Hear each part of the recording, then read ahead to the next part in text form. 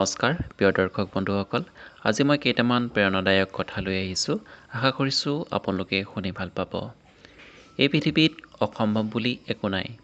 আমি সেই সকলোবিলাক কৰিব পাৰোঁ যিবিলাক আমি ভাবিব পাৰোঁ, আৰু আমি সকলোবিলাক ভাবিব পাৰোঁ যিবিলাক আমি আজিলৈকে ভবা নাই। সফল লোকৰ নিজৰ সিদ্ধান্ত মতে মানুহ সলনি হয়, আৰু অসফল লোকে মানুহৰ ভয়ত সিদ্ধান্ত সলনি কৰে। আপুনি সেই কামটো নিৰ্বাচন কৰক যিটো কাম কৰি আনন্দ পায়। চাব, আপুনি জীৱন জুৰি কাম কৰা নাই, অকল আনন্দহে কৰিছে। আধা বাটৰ পৰা উভতি আহিলে একো লাভ নাই, কাৰণ উভতি আহোঁতে যিমান সময় লাগিব, লক্ষ্যপ্ৰাপ্তি হওঁতেও সেই একেই সময় লাগিব। মহানতা এবাৰো তললৈ পৰি নোযোৱাটোক নুবুজায়, তাৰ পৰিৱৰ্তে তললৈ পৰি গৈ আকৌ উঠি অহাটোক বুজায়। আপুনি আপোনাৰ ভুল সময়ত স্বীকাৰ কৰি ল'বলৈ শিকক। যদি আপুনি সময়মতে ভুল স্বীকাৰ কৰি নলয়, পুনৰ এটা ভুল হৈ উঠিব।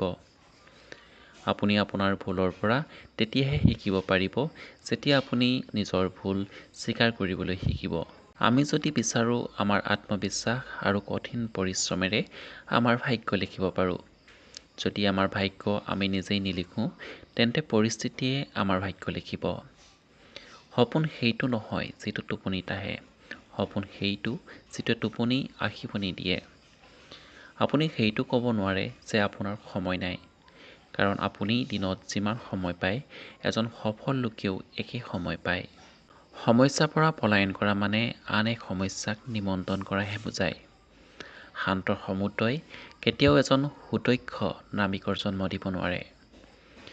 জীৱনৰ আচল সত্য, আপুনি সময়ে সময়ে সমস্যাৰ লগত সন্মুখীন হ'বই লাগিব।